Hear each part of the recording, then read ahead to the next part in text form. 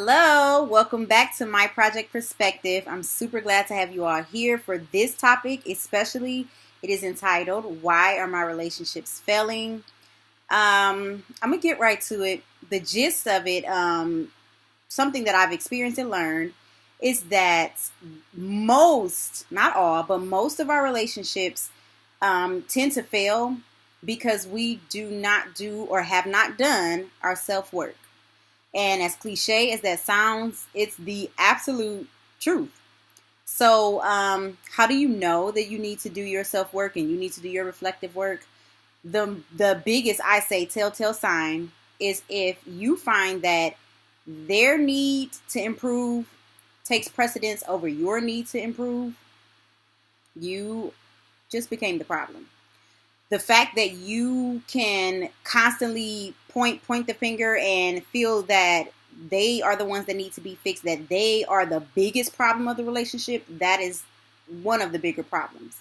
And I'm speaking in that sense and in that tone because it was something that I did even in my road to my marriage. My husband and I, we did this for about a year, constantly pointing the finger at each other about what he needed to change and what he felt that I needed to change. And it wasn't until we were able to step aside and say, you know what, you're right. I was being insecure about this, or I know how this affects you when I say this or don't say that, or when I do this or don't do that.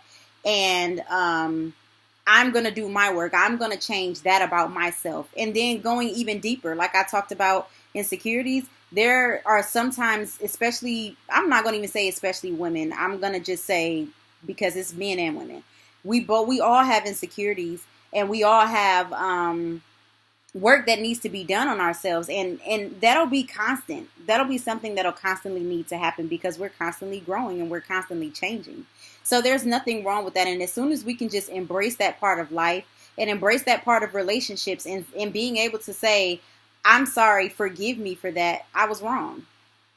That's kind of when things will begin to change. It kind of brings about a new perspective. You're not fighting each other, but you're fighting the issue. Okay, what is the issue? I have a hard time letting things go. I have a hard time doing X, Y, Z. Let's attack that, not attack each other.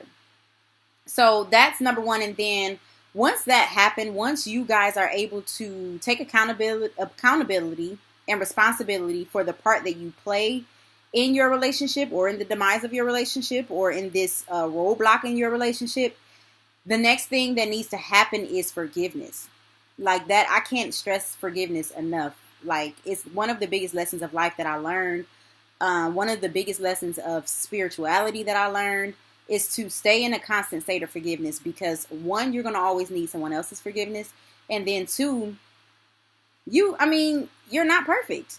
So please forgive me for that. So, forgive. And in this case, it's really important because in any setting, in any relationship, it can become it can become to a point where you are verbally abusive to that person when you're constantly talking about their feelings and their failures and their shortcomings. That can become demeaning and that can become very discouraging for somebody, which crosses that line a lot of times of verbal abuse.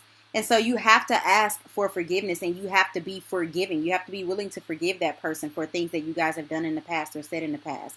Be careful not to make them pay for things that's happened in your past relationships. These are things that just kind of happen naturally in relationships. We sometimes naturally make people pay for things, but you have to, that's a part of doing your self-work. Realizing and noticing that, okay, I don't trust him and he really hasn't given me a reason not to trust him. I don't really, she's naggy all the time when really, no, she's just trying to be helpful. But because your ex was nagging all the time, you feel like everything she say is a problem when really she's on your team. So you just have to be really reflective about those things. And you have to be able to take accountability and say, I apologize. Forgive me for that. Once that part is done, you guys have taken accountability. You guys have been able to forgive. You guys next have to set realistic goals. It is unrealistic to think that after this conversation, things are going to be completely different because they're not most times. Most times you have to allot time for mistakes.